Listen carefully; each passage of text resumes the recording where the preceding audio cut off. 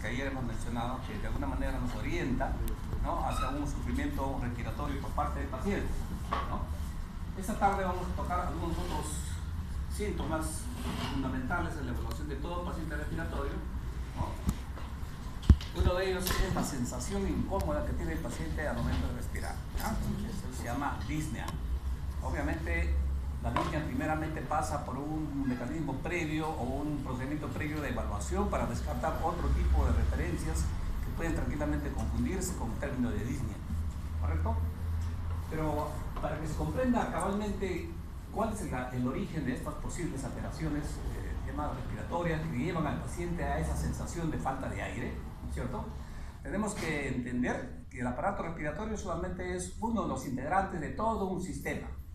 Por eso es mejor plantear, como está en la filmina, plantear como un sistema respiratorio más que aparato respiratorio, ¿ya?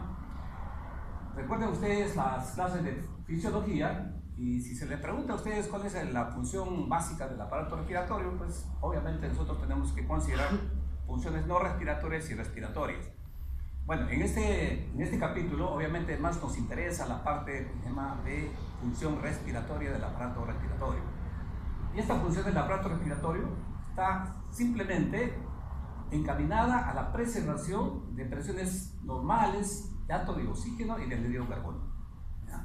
Y si ustedes recuerdan por bioquímica, toda retención de anhídrido carbónico de inmediato, mediante los sistemas enzimáticos en grasa carbónica, es rápidamente transformada en ácido carbónico que se disocia a su vez liberando hidrogeniones, y de esa manera altera también el medio interno en cuanto a la regulación del equilibrio ácido-base. En última instancia, la función respiratoria del pulmón se puede referir, ¿no?, a aquella función que pretende mantener las presiones tanto de oxígeno como de anhídrido carbónico dentro de un rango normal, ¿no es cierto?, y su participación en la regulación del equilibrio ácido-base, ¿ya? Esa es la función del pulmón. Aparentemente es una función simplemente bastante fácil de comprender, y uno puede pensar que la organización también es bastante simple, pero es una organización bastante complicada, porque el aparato respiratorio, como ustedes bien lo saben, ¿no es cierto?, es una función hasta cierto punto automática. Claro que puede ser regulado voluntariamente, yo puedo aumentar mi respiración, puedo parar la respiración transitoriamente, pero dentro de ciertos límites, ¿no es cierto? Pasado ese límite, definitivamente el ciclo respiratorio se mantiene de manera espontánea. Tal es así que los pacientes que están en coma profundo, los pacientes que tienen alteraciones del sensorio bastante severas, obviamente, la función respiratoria todavía persiste, ¿cierto? Entonces, obviamente, la función respiratoria es un acto fundamentalmente involuntario, ¿cierto?, con alguna influencia de tipo voluntaria. Y el centro de regulación definitivamente es un centro que está ubicado en el sistema nervioso central, fundamentalmente en el bulbo, donde está el centro respiratorio, ¿correcto? Este centro respiratorio obviamente recibe una serie de influencias de la corteza, ¿cierto?, lo que hace que la respiración pueda ser voluntaria, ¿no es cierto?, pero también recibe influencias de otras estructuras subcorticales. Cuando nosotros nos referimos a la respiración, vamos a hablar de una serie de características de la respiración, y una de ellas es el patrón respiratorio. ¿Qué es el patrón respiratorio? Es la secuencia ordenada de inspiración y expiración, ¿no? Normalmente no debe haber pues mayores variaciones entre estos ciclos, ¿no? El intervalo entre inspiración y expiración obviamente más o menos se mantiene durante todo el tiempo, ¿ya? Pero en algunas circunstancias va a ocurrir que este ritmo respiratorio se puede alterar, y en consecuencia va a producirse una alteración del ritmo respiratorio que básicamente no es una disnea, pero para que no se confunda, en los libros que ustedes tienen como referencias lo consideran dentro del grupo de las disneas. Estas alteraciones del ritmo respiratorio no son 4 básicamente. Uno de ellos es la respiración tipo Cheyne-Stokes, la otra es la respiración de Kussmaul, también llamada respiración acidótica, la otra es la respiración de Biot, ¿no?, la otra es la respiración atáxica, y finalmente la otra es el boqueo, que es la respiración del sujeto moribundo, ¿cierto? Estas alteraciones del patrón respiratorio es función de las estructuras subcorticales. Muy bien, estas estructuras subcorticales entonces están influyendo obviamente en el centro respiratorio del bulbo. ¿Y qué hace el bulbo? El bulbo obviamente envía una serie de órdenes, ¿no es cierto?, a través obviamente de los nervios, obviamente, envía órdenes al aparato respiratorio. El aparato respiratorio básicamente no está conformado exclusivamente por el pulmón. sino por otra estructura que tiene la función de una bomba. Porque ustedes saben que los movimientos del pulmón obviamente son movimientos pasivos. El movimiento activo lo realiza la bomba torácica, ¿no? Conformada por el esqueleto, las costillas, el esternón, etcétera, etcétera, y los músculos intercostales, ¿no es cierto? Entonces, los músculos intercostales en la bomba torácica en última instancia, durante la fase inspiratoria se expande y el pulmón pasivamente se debe expandir, ¿no es cierto? Terminada la inspiración, ¿no? Cesa la contracción muscular y la fuerza acumulada obviamente determina más bien una vuelta inversa del clima del aire, ¿no? Para poder ser expulsado, y de esa manera se va a producir el intercambio gaseoso con el medio externo. Entonces, parte importante entonces en la respuesta como consecuencia de las acciones del bulbo es la movilización de la caja torácica. Ahora, la caja torácica obviamente se moviliza e indirectamente pone en movimiento el pulmón. Recién ahí el pulmón interviene. El pulmón interviene de manera pasiva. Por supuesto que en el pulmón se va a producir el intercambio gaseoso que estamos mencionando, pero si no hubiera estas aferencias de tipo nervioso, obviamente el pulmón no podría moverse definitivamente, ¿no es cierto? Como consecuencia entonces del efecto de los músculos, etcétera, etcétera, se va a producir la expansión de la caja torácica y el movimiento de gases como hemos mencionado. Pero esta estructura que está más o menos presentada de esta manera también es en cierta forma incompleta, porque ¿qué hace el pulmón incorporando aire si no tiene una estructura adicional que lleve los gases definitivamente tanto para incorporar como para eliminar? Ya sabemos que son dos gases fundamentales, ¿no es cierto? El oxígeno y el anhídrido carbónico. Tanto el oxígeno como el anhídrido carbónico obviamente tienen que, de alguna manera, tienen que ser movilizados. Vengo de parte de los 2 días. Para la asistencia. Sí,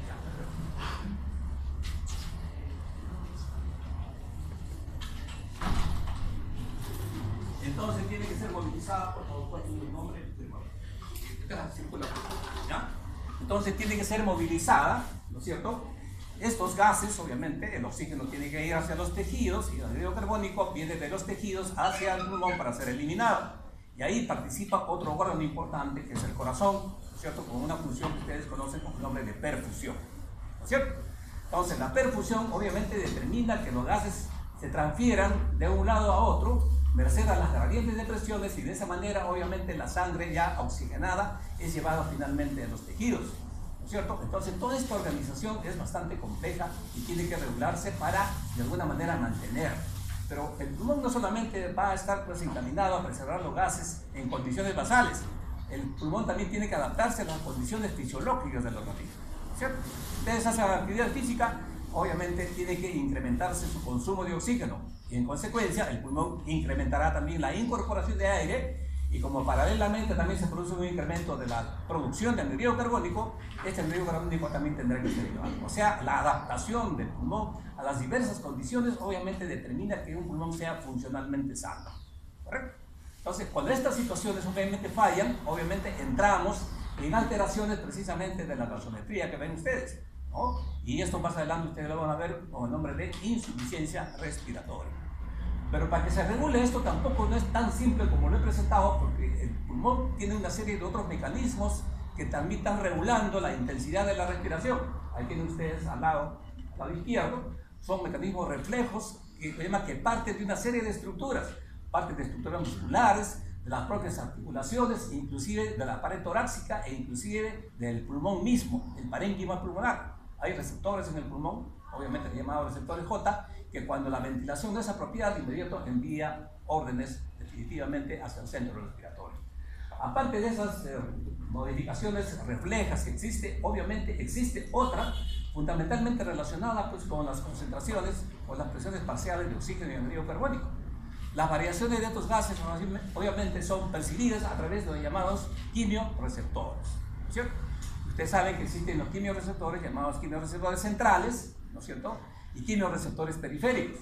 El quimioreceptor central también es una organización neuronal que está también en el bulbo raquídeo, ¿correcto?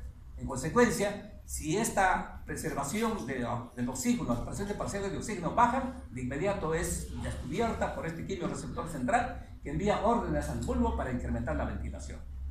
Igual ocurre con los quimioreceptores periféricos. Los quimioreceptores periféricos están, obviamente, como su nombre lo indica, están obviamente ubicados en la bifurcación de la aorta, ¿no? estamos en la carótida, que están vigilando fundamentalmente las presiones de anhidrido carbónico, mientras que los quimiorreceptores centrales están vigilando preferentemente las concentraciones de oxígeno. No se olviden, oxígeno central y periférico anhidrido carbónico. De tal manera que se incrementa el anhidrido carbónico, los quimiorreceptores periféricos obviamente lo detectan y envían las órdenes correspondientes para aumentar la ventilación y de esa manera regular, ¿no?, las concentraciones de anhidrido carbónico. Entonces toda esta integración es fundamental. Entonces es fácil de entender entonces por qué un paciente puede tener alteraciones del intercambio gaseoso y posteriormente se puede expresarse desde el punto de vista semiológico como sensación de respiración insuficiente o dificultad respiratoria. La primera parte, si ustedes pueden tranquilamente tener en cuenta, ¿qué pasaría si un paciente es sometido de repente, como ocurre ahora pues, en esta temporada donde uno va a una reunión y de repente amanece dormido 3 días, ¿no es cierto?, por las peperas, ¿no es cierto? En los casos de las depresiones, del problema del centro respiratorio por efecto farmacológico, ¿no es cierto? O un paciente que es sometido de repente o que sufre un accidente de tránsito y tiene un traumatismo encefalocraneal. Estos pacientes tranquilamente pueden tener afectación de la respiración por mecanismo central. Obviamente, si tiene alteración del mecanismo central, obviamente todo lo adelante se va a alterar y obviamente la consecuencia va a ser una alteración de la concentración de los gases. Entonces, obviamente, eso se les puede preguntar en el examen, ¿no? Un paciente que es sometido de repente a una sobresedación o el paciente tiene intento de suicidio con hipnóticos, el paciente hace una depresión del centro respiratorio y obviamente, sin que haya ninguna patología respiratoria, el paciente va a tener una alteración de los gases sanguíneos. ¿Correcto? Puede tranquilamente estar la corteza y los demás elementos funcionando adecuadamente, pero las órdenes que salen del centro vulvar tienen alguna interferencia, porque hay alguna patología, una anomalía en los nervios de conducción, síndrome de Guillain-Barré, o hay patologías a nivel de los músculos, como ocurre en la miastenia gravis, ¿no es cierto? En estos casos, obviamente, la bomba respiratoria no va a funcionar y también caemos nuevamente en la misma situación, que el pulmón obviamente no se va a movilizar y el paciente sin tener patología respiratoria va a hacer una anomalía del intercambio gaseoso. Yo creo que es más entendible lo que ocurre cuando un paciente tiene una patología propia del pulmón, obviamente que dependiendo de la intensidad de la lesión en el pulmón, obviamente va a producir también una alteración de las constantes o las presiones parciales de estos gases que hemos mencionado. Entonces, si ustedes comprenden de esa manera la función del aparato respiratorio y del sistema respiratorio, fácilmente uno puede hacer la deducción de qué puede estar pasando con los pacientes. ¿Ya? Entonces, la respiración obviamente a veces es un poco difícil, no solamente para el paciente, sino también inclusive para el médico, porque a veces muchos de nosotros a veces confundimos los términos, ¿no? El paciente puede describir de diversa manera, ¿no es cierto? De acuerdo a su nivel cultural, nivel educacional, el paciente puede decir que me ahogo, me asfixio, pero esa es la realidad. El paciente siente que su respiración es insuficiente, sea para sus condiciones basales o para la actividad que está él acostumbrado. Entonces, cuando el paciente tiene una dificultad, lo va a manifestar de esa manera, ¿ya? Que me ahogo, me asfixio o me falta el aire, ¿no es cierto? Entonces, esa es, en última instancia, la sensación subjetiva de que su respiración no es suficiente, ¿no? Definitivamente, en la precisión, el médico obviamente tiene que darle muchísima importancia, porque la dificultad respiratoria, la disnea que presenta este paciente, si es una disnea verdadera, obviamente hay que, de alguna manera, tratar de ver qué es lo que está pasando con el paciente para darle solución. Algunas molestias que se pueden confundir, ¿no es cierto? Algunos términos que pueden confundir, si tienen ustedes ahí, ¿no? La taquipnea no necesariamente significa disnea, simplemente significa un aumento de la frecuencia respiratoria. Puede ser por problemas de tipo emocional, por problemas de tipo, como se llama, afectivo, etc. El paciente puede incrementar la frecuencia respiratoria y obviamente eso no necesariamente es. ¿Que la disnea puede acompañarse de taquipnea? Sí, con mucha frecuencia la disnea se acompaña de taquipnea. Una respuesta de la sensación de falta de aire determina que el paciente aumente su frecuencia respiratoria. Pero no necesariamente toda la taquipnea significa disnea. ¿Ya? La otra situación es la llamada hiperventilación. Desde ahora en adelante tengan ustedes en cuenta que la ventilación es importantísima porque es la única función del pulmón que está regulando las presiones de anhídrido carbónico. ¿Correcto? Teniendo en cuenta que la producción de anhídrido carbónico es constante en el sujeto que estamos evaluando en las salas de hospitalización, el único factor, ¿no?, que puede variar, ¿no es cierto?, la las presiones de anhídrido carbónico es la ventilación. Si el paciente hipoventila, obviamente el anhídrido carbónico se va a retener. Si el paciente hiperventila, el paciente va a eliminar excesivamente anhídrido carbónico y su anhídrido carbónico en el plasma va a bajar. Acuérdense ustedes que la relación de ventilación con anhídrido carbónico es una relación inversa. Aumenta la ventilación, baja en el plasma. Disminuye la ventilación, aumenta en el plasma, ¿no? Y de esa manera, obviamente, la hiperventilación, que también puede ser una expresión simplemente de una respiración por encima de lo normal, sin necesidad de que haya una disnea real, como ocurre nuevamente en el paciente también emocionalmente inestable, también puede tranquilamente producir inclusive variaciones del anhídrido carbónico fundamentalmente, ¿no? Debido a eso. No necesariamente puede ser una equivalencia de disnea, ¿cierto? La otra situación que con más frecuencia se confunde es la fatiga o cansancio, ¿no? No estamos hablando del cansancio fisiológico, que yo creo que es lógico que uno presente después de una actividad desusual para él, ¿no es cierto? Es fundamental tener en cuenta qué es lo que puede estar pasando con el paciente, ¿no es cierto? Cuál es su grado de entrenamiento y cuál es su grado de tolerancia al ejercicio, ¿no es cierto? Para ver, ¿no es cierto? Si el paciente tiene esa sensación de cansancio que generalmente hace alusión más a las estructuras neuromusculares, más que al problema respiratorio.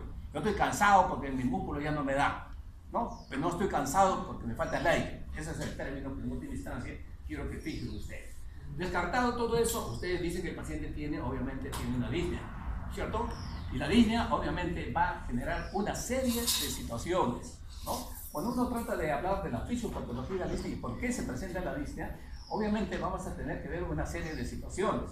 Uno de ellos es precisamente que el centro respiratorio de alguna manera está sobreestimulado, ¿correcto? Porque está sintiendo que las reservaciones de oxígeno y anhídrido carbónico no son las normales y en consecuencia hay una serie de estímulos, obviamente, y hay una sobreestimulación.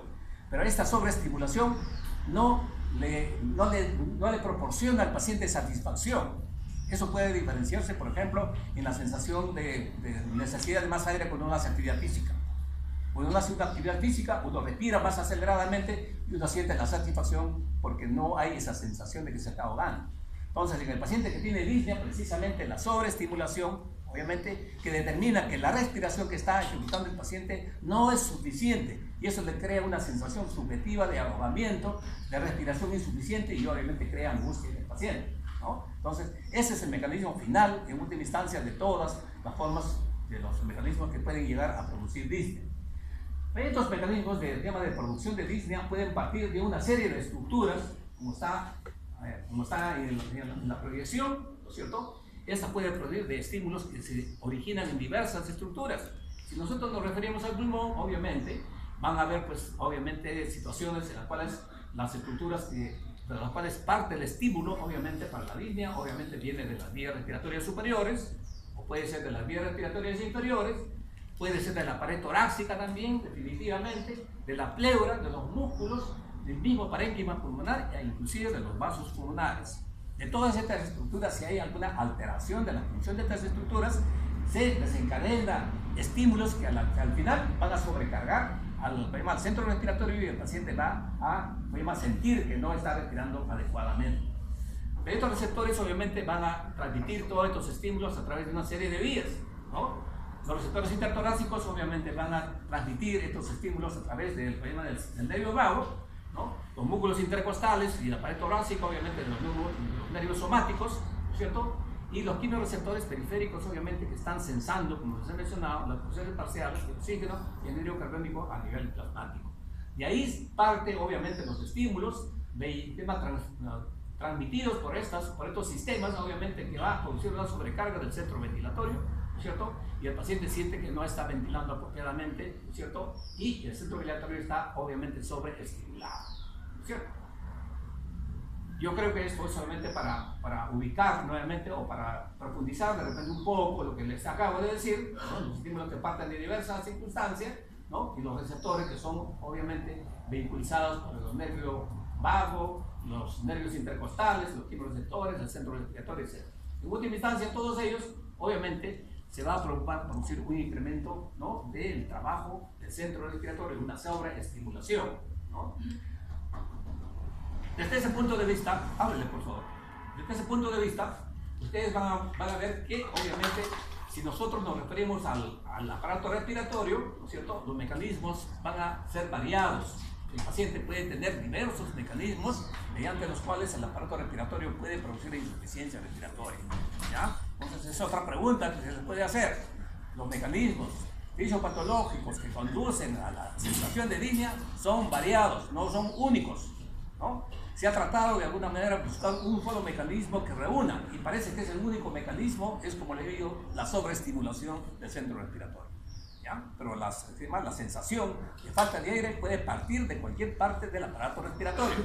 Un ejemplo de eso, por ejemplo, puede ser el incremento de la resistencia de las vías respiratorias.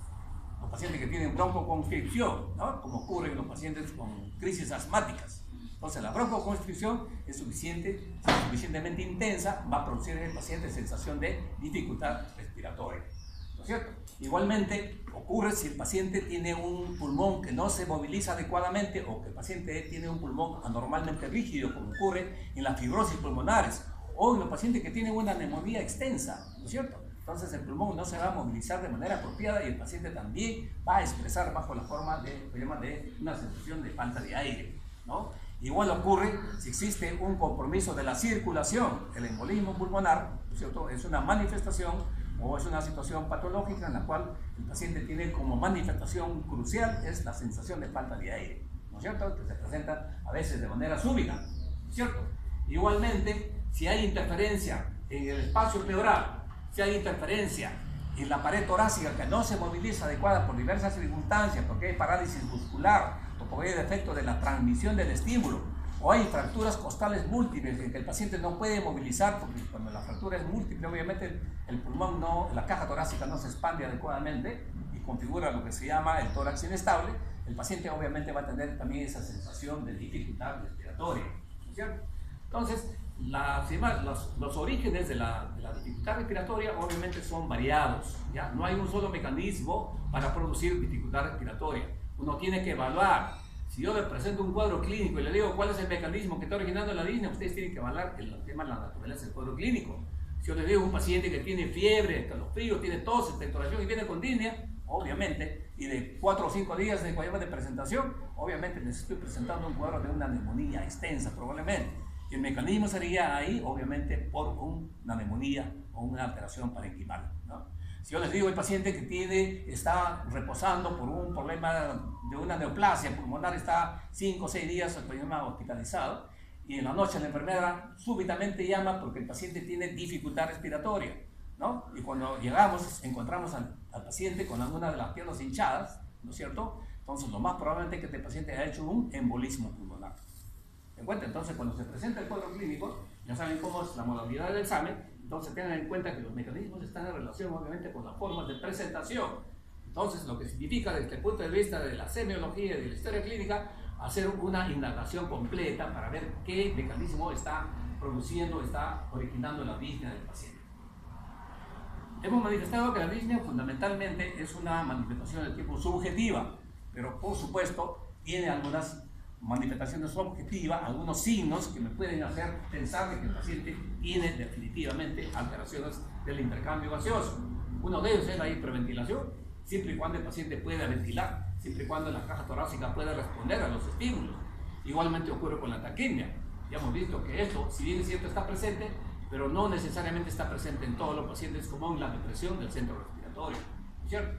Pero si la movilización de la caja torácica está indemne, obviamente ustedes van a encontrar que los movimientos respiratorios, especialmente la inspiración que es intensa, va a generar presiones negativas bastante intensas en el espacio pleural, lo cual va a producir una retracción de los espacios intercostales. Eso se denomina tiraje intercostal. Y también puede producirse tiraje intercostal, ¿no?, en retracciones por debajo de la clavícula, supraclaviculares y también infraclaviculares. Otra situación que ustedes van a ver, y probablemente les han narrado en el paciente con una semiología de la cara, obviamente es el movimiento de las alas de la nariz, y eso se llama aleteo nasal, ¿no? Y la actividad obviamente de los músculos accesorios, obviamente el paciente en condiciones normales no moviliza músculos accesorios. Cuando el trabajo respiratorio es intenso, obviamente el paciente moviliza, ¿no es cierto? Entonces hay contracciones del trapecio, del escaleno, obviamente, y eso es fácil de observar, y el paciente obviamente tiene tirajes múltiples precisamente por eso. Y el otro concomitante es en relación con el desorden de tipo interno del paciente, con la sensación subjetiva que tiene y que se traduce en una sensación de intranquilidad y la percepción de que el paciente se está ahogando. Una vez que ustedes han catalogado la disnea de esta manera, obviamente es necesario cuantificar, ¿ya? Porque tampoco vale decir que el paciente tiene disnea y listo. No, hay que cuantificar, ¿ya? Y en relación a la cuantificación desde el punto de vista semiológico, hay una serie de escalas. Yo les traigo acá las escalas de repente más conocidas, pero de las cuales, obviamente, esta escala, la escala clásica, es la que más usamos y cotidianamente van a escuchar ustedes en las historias clínicas o en las presentaciones de casos clínicos, van a encontrar esto. Pero es conveniente que ustedes sepan, por ejemplo, que hay una escala modificada de Borg, ¿no? Y obviamente califica una serie de situaciones y le da un puntaje, ¿cierto? Y tiene capacidad de distinguir hasta 10 alternativas en cuanto a lo que llama a la intensidad de la disnea, ¿cierto? Van a ver que esta escala pues, no es muy fácil de aplicar definitivamente y por eso no lo usamos definitivamente. La otra que más o menos tiene una correlación un poco más fácil de ver es la escala de la British Medical, ¿no es cierto? Y esto es en relación de la Asociación Cardiológica de Nueva York, que es más o menos que distingue la dificultad respiratoria y la disnea en cuatro fases, ¿no es cierto? El estadio 0, donde el paciente no tiene; el estadio 1, cuando el paciente tiene dificultad respiratoria a actividades intensas, que él podía hacer definitivamente, ¿no? Disnea de grado, o el estadio de grado 2, cuando asciende a las actividades medianas, ¿no? Grado 3, el paciente tiene a las actividades pequeñas, y finalmente grado 4, cuando el paciente tiene disnea de reposo, ¿no? Esto está más fácilmente explicada en la disnea clásica. En la disnea clásica, esta de Borg, por ejemplo, miren ustedes, es bastante difícil, ¿no? La intensidad de nada, muy ligera, pero digamos, es una terminología que obviamente es muy difícil de poder aplicar definitivamente. Esta es la British Medical, miren ustedes la que he mencionado, de 1 a 4 definitivamente, que más fácil de calificar las disneas es las disneas relacionadas con la magnitud de esfuerzo, ¿correcto? Entonces, en una disnea con magnitud de esfuerzo, obviamente, hay que tener en cuenta estas 4 alternativas, ¿ya? Primeramente, la disnea de gran esfuerzo. Entonces, uno se pregunta, ¿qué es la disnea de gran esfuerzo? La disnea de gran esfuerzo uno tiene que evaluar de manera apropiada, porque eso está en función, la capacidad de actividad física está en función con el estado físico del paciente y con la edad del paciente. Yo no puedo comparar mi performance física con una de ustedes de 20, 25 años, no puedo definitivamente, ¿no es cierto? Entonces, obviamente, yo me puedo cansar de repente de un trayecto menor que acá su colega, y entonces por eso voy a tener disnea, ¿no es cierto? Obviamente, ¿cuándo hablamos entonces de disnea de gran esfuerzo? Hablamos de disnea de gran esfuerzo cuando las actividades físicas que el paciente habitualmente hacía sin ningún tipo de molestia comienzan a tornarse, obviamente, con esta sensación de respiración insuficiente. Esa es una disnea de gran esfuerzo, ¿correcto? Entonces, una disnea medión de esfuerzo ya tiene una calificación un poco más cercana. Dicen, obviamente, una disnea medión de esfuerzo es la disnea que presenta un paciente cuando camina 100 metros o una cuadra en terreno plano o sube una primera escalón en un piso, ¿cierto? Es una disnea a medión de esfuerzo. La disnea a pequeños esfuerzos se refiere a la sensación de falta de aire que ocurre cuando el paciente hace las actividades básicas de su mantenimiento, ¿no? El paciente se cansa cuando se alimenta, se cansa cuando habla, se cansa el paciente cuando se viste, cuando se ata los zapatos, cuando se peina. Entonces, si esas actividades físicas le generan al paciente dificultad respiratoria, estamos hablando de una isla a pequeños esfuerzos, ¿cierto? Entonces, esta lista de pequeños esfuerzos obviamente tiene que ser así plenamente identificada, porque significa, pues obviamente, una limitación mucho mayor ya de la capacidad respiratoria, porque finalmente el paciente ya tiene una disnea de reposo, ¿no? El paciente ya no necesita hacer ningún tipo de actividad, el paciente está en cama, está sentado definitivamente y el paciente está agotado, está con sensación de un ahogamiento definitivamente. Entonces, cuando ustedes están frente a una disnea relacionada con el esfuerzo, obviamente tengan en cuenta este tipo de graduación. Ahora, en un paciente que tiene una patología que evoluciona poco a poco, obviamente puede tener este tipo de curso. El paciente va a empezar a gran esfuerzo, pues a mediano, a pequeño, finalmente a disnea de reposo. Y el tiempo que tiene la duración de la disnea es sumamente importante. Entonces, en la historia clínica, obviamente eso debe ser visto. Yo estoy cansado de decirles a los chicos, ¿no?, que la disnea, la duración de la disnea, obviamente está en relación con la duración del proceso patológico. Si ustedes me dicen que el paciente tiene una disnea de 4 meses, yo debo pensar en una enfermedad que tiene 4 meses. Y si ustedes me dicen que el paciente tiene disnea de un día, debo pensar una patología de un día que se presente así. Esto puede presentarse, por ejemplo, en un neumotórax. De un momento a otro se le revienta el pulmón a un paciente, ¿no? Igual ocurre con el embolismo pulmonar, que son característicamente de disneas súbitas. Pero un paciente que tiene fibrosis pulmonar, que tiene bronquitis crónica, obviamente el paciente generalmente hace una disnea progresiva, ¿no? Y el hecho de que el paciente pase de gran esfuerzo hasta disnea de reposo, ¿no? Ese tipo de disnea se llama disnea progresiva. Pero más importante que decir disnea progresiva es describir los tiempos.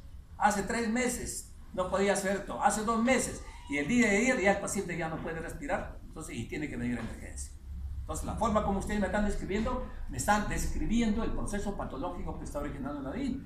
Un paciente puede tener una disnea de 3 años, ¿no? Porque tiene una fibrosis pulmonar, pero el paciente hace una neumonía y en 48 horas el paciente está con falta de aire que llega al hospital. Y si ustedes no me hacen esa diferenciación, yo no puedo definitivamente saber qué es lo que está pasando con el paciente, ¿ya? Entonces, nuevamente, por más que el paciente tenga una dificultad respiratoria previa, pero yo les digo que el paciente viene por una descompensación súbita, entonces uno tiene que buscar cuál es el mecanismo de descompensación.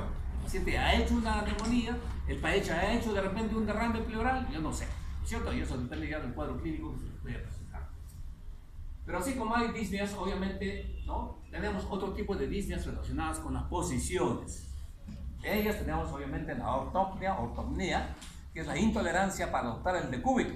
Acá el paciente obviamente tiene una intolerancia completa, el paciente no puede. Entonces, mal harían ustedes acostarlo al paciente para examinarlo porque el paciente de inmediato se incorpora. Esa es una ortopnea, ¿correcto?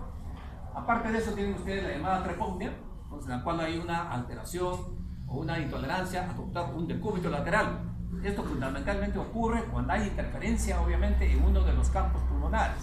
Si un paciente, por ejemplo, tiene un derrame en el lado derecho, la actitud preferencial de este paciente va a ser un decúbito lateral derecho, porque si adapta el izquierdo, el peso del derrame obviamente interfiere con los movimientos respiratorios y el paciente obviamente va a sentir mayor dificultad. Entonces, la trepopnea puede ser derecha o izquierda, dependiendo del lugar de la lesión. Una dificultad respiratoria que no tiene mayor explicación es la platipnea, que realmente es una situación inversa a la ortopnea. Los mecanismos fisiopatológicos no están muy bien explicados, así que solamente como una especie de referencia que existe también una situación en la cual el paciente más bien tiene dificultad respiratoria cuando está sentado y prefiere estar echado. ¿Correcto?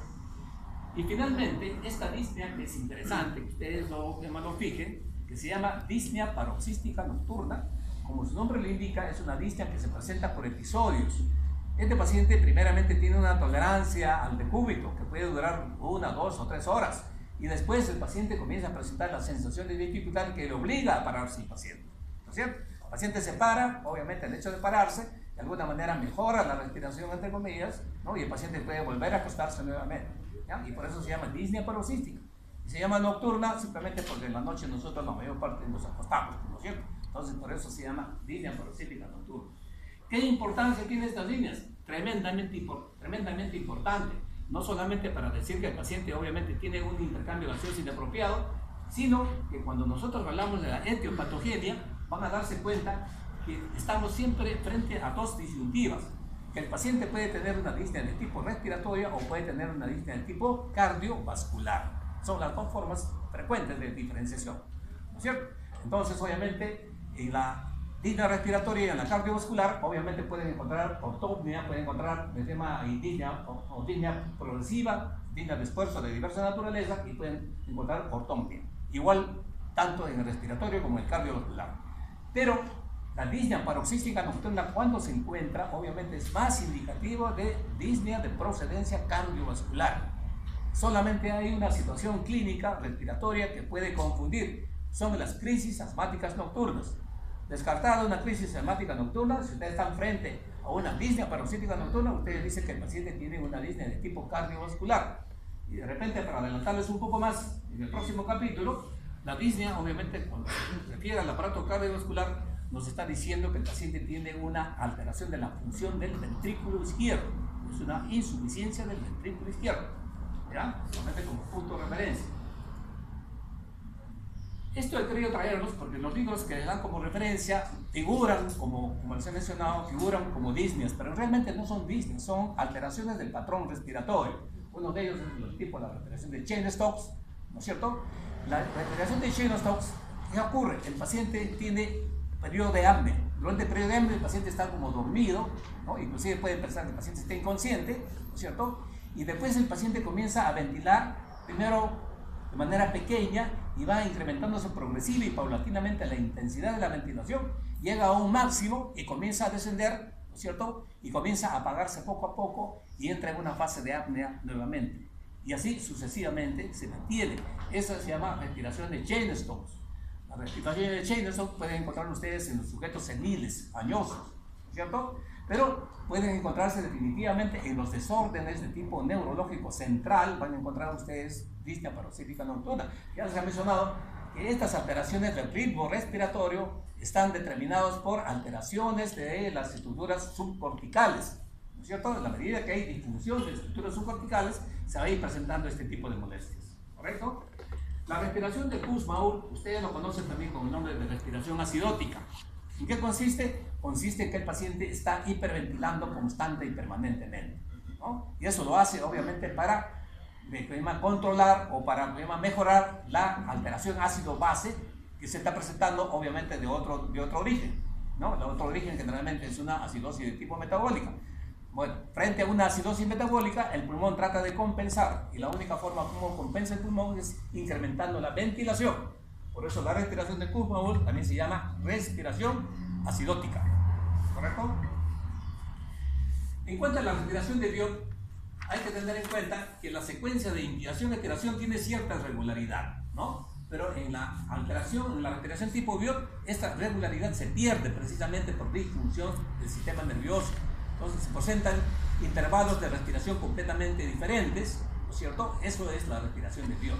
Pero la amplitud de la respiración todavía puede mantenerse más o menos pareja, ¿no es cierto? Lo que se altera simplemente son los intervalos entre respiración y respiración, ¿no? Porque cuando se sigue comprometiendo definitivamente la respiración, obviamente la respiración llega a ser lo que se llama la respiración atáxica, ¿no es cierto? La respiración atáxica no solamente compromete el intervalo, sino también la amplitud de los movimientos respiratorios. Entonces el paciente tiene irregularidad de la ventilación y también tiene irregularidad de la amplitud de los movimientos respiratorios.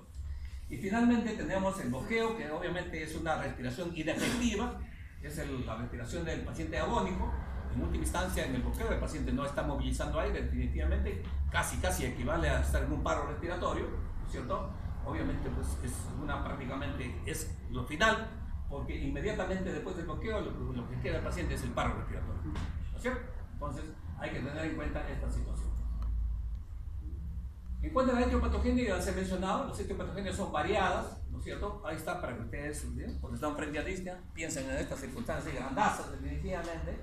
Patología respiratoria, disnea de causa respiratoria, disnea de tipo cardiovascular, la otra disnea que ustedes ya han hecho en semiología general, es la disnea de transporte, el síndrome anémico, ¿no es cierto? Y obviamente la disnea se presenta en el paciente con alteraciones de tipo afectivo, emocional, es la disnea psicógena, ¿no? Entonces es importante porque hay que tener en cuenta pues, que estas disneas se presentan, pues son a veces quejas frecuentes, los días feriados, los días de fiesta, donde hay una serie de irregularidades a veces afectivas dentro de la familia, y no es raro que venga pues la hija, la mamá, etcétera, con sensación de ahogo. Entonces hay que, de repente la paciente tiene una disnea realmente porque tiene alguna patología orgánica y estamos catalogando de psicógena, ¿no? Ahí la psicógena en última instancia es un diagnóstico de descarte. Hay que descartarle todas las situaciones antes de catalogar que la paciente está pues, neurótica y está simplemente una sensación, ¿no? Que está sintiendo alergia pero sin necesidad de requerimiento de oxígeno adicional. Entonces, disnea respiratoria, disnea cardiovascular y disnea de transporte. Ahora, la disnea respiratoria obviamente tiene pues, una cantidad de mecanismos, ya les he mencionado, ¿cierto? La disnea respiratoria puede obedecer, como el río, a situaciones que se originan en la vía respiratoria, ¿no es cierto? Como el broncoespasmo, el asma bronquial, la bronquitis bronquial obstructiva. Puede presentarse, obviamente, como he mencionado, en el problema con alteraciones también del problema del parénquima pulmonar, neumonías extensas o infiltración del pulmón, como ocurre en el paciente con insuficiencia cardíaca, donde los alveolos están llenos de líquido por falla del corazón, ¿no es cierto?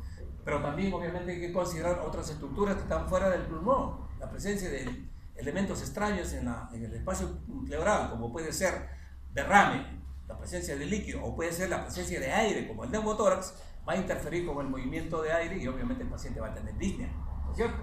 Igualmente ocurre, obviamente, en los desórdenes vasculares pulmonares. Ya hemos mencionado el embolismo pulmonar, ¿no es cierto? Y nuevamente ahí tienen ustedes el neumotórax, el derrame, la alteración de la pared torácica. No se olviden este problema de la pared torácica. Acá el paciente, a veces las manifestaciones objetivas no se van a ver porque el paciente no puede movilizar la caja torácica, ¿no es cierto? La poliomielitis, el Guillain-Barré, la miastenia gravis, ¿no es cierto? Y las deformaciones bastante severas de la caja torácica, la escoliosis, etcétera, etcétera, ¿no es cierto? Nuevamente, disnea cardiovascular con falla ventricular izquierda, la disnea obviamente de transporte, la disnea del paciente anémico, pues no es un anémico cualquiera, es una anemia bastante marcada, severa, entonces fácil de identificar, definitivamente. Y la disnea psicógena, pues obviamente que obedece a un desorden de tipo emocional, como he mencionado, ¿no es cierto? Hasta acá, la manifestación importante que es la disnea. Asociado a esta, puede existir, y en serología de piel ustedes seguramente les han referido ya, las alteraciones en el color de la piel. Y uno de ellos es la cianosis, ¿no? Para entender la cianosis, básicamente lo que tienen ustedes que recordar, ¿no? Cuando hicieron ustedes serología de piel, les dijeron ustedes que existe una serie de elementos que contribuyen al color de la piel. Y dentro de estos elementos que contribuyen al color de la piel están la calidad de la hemoglobina, ¿no es cierto? Y en última instancia, cuando nosotros estamos hablando de cianosis, estamos hablando de la presencia de una coloración azulada que se ve en las mucosas y en los lechos unguiales, ¿cierto?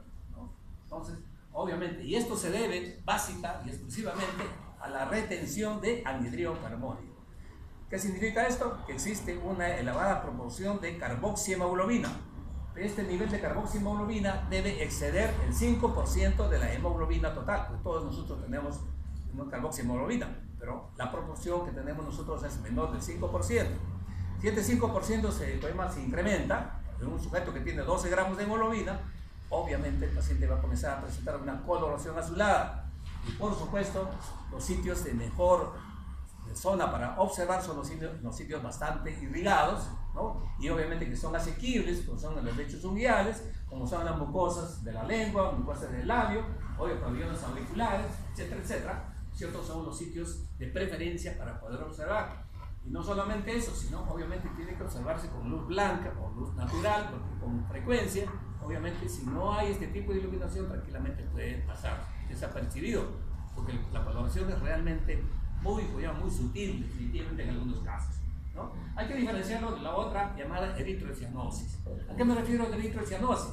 Es cuando el paciente, en lugar de tener pues, los 12 o 13 o 14 gramos de hemoglobina, el paciente tiene pues, 18 o 20 gramos de hemoglobina, ¿no? Entonces, con estos 18 o 20 gramos de hemoglobina, fácilmente se sobrepasa pues, los 5 o 4 gramos de hemoglobina cargada con anhidrido carbónico. Entonces, el paciente, obviamente, con eritrocianosis, está rojo y a su vez está azulado, ¿no es cierto? Entonces, eso hay que descartar definitivamente.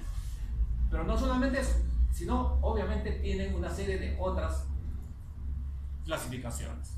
Esta es la clasificación de cianosis que van a tener ustedes. Primero, descartar. No toda coloración azulada necesariamente es cianosis. Diagnóstico diferencial, la eritrosis, o la que hemos mencionado, lo que se llama la poliglobulia, con el incremento determinado de las proporciones de anhidrido carbónico. La otra es la intoxicación por plata, la arquidiosis, que puede dar una coloración azulada, efectivamente. Y cuando el paciente tiene obviamente una cianosis formal, ¿cierto? La gran diferenciación es una cianosis central o es una cianosis periférica. ¿A qué llamamos cianosis central? Cuando los órganos centrales obviamente tienen este tipo de alteración, o sea, es una alteración sistémica. Yo saco sangre definitivamente y veo que mi hemoglobina reducida está tremendamente elevada, ¿correcto? Esa es la central. Y en la central obviamente lo que van a encontrar ustedes, obviamente que la coloración azulada está en los labios, en los lechos unguiales, ¿no? En la lengua, definitivamente. Y no solamente eso, como la circulación no está perturbada, ¿cierto? Otra función de la circulación es la regulación de la temperatura, ¿no? Las zonas más irrigadas son zonas más calientes que las zonas menos irrigadas. Entonces, de tal manera que en la cianosis central, como la perfusión no está alterada, pues la temperatura se mantiene y por eso se llama cianosis caliente, entre comillas. No es que el paciente tenga fiebre, simplemente tiene su temperatura normal. Para diferenciarlo de la otra cianosis periférica, en donde el problema no es central, sino como su nombre indica es periférico, ¿no es cierto? Ocurre generalmente con la lentitud circulatoria periférica, donde obviamente el organismo extrae mayor cantidad de oxígeno y en consecuencia la hemoglobina se carga más de anhídrido carbónico, ¿no es cierto? Entonces, eso ocurre por estancamiento o por lentitud de la circulación periférica. En consecuencia, en esos casos, el paciente no va a tener, ¿no es cierto?, cianosis en las mucosas, sino generalmente tiene solamente en los lechos uveales, ¿no? Y la extremidad, obviamente, como hay problema circulatorio, la extremidad está fría, y por eso también se llama cianosis fría, ¿no? Entonces, esa es la cianosis periférica.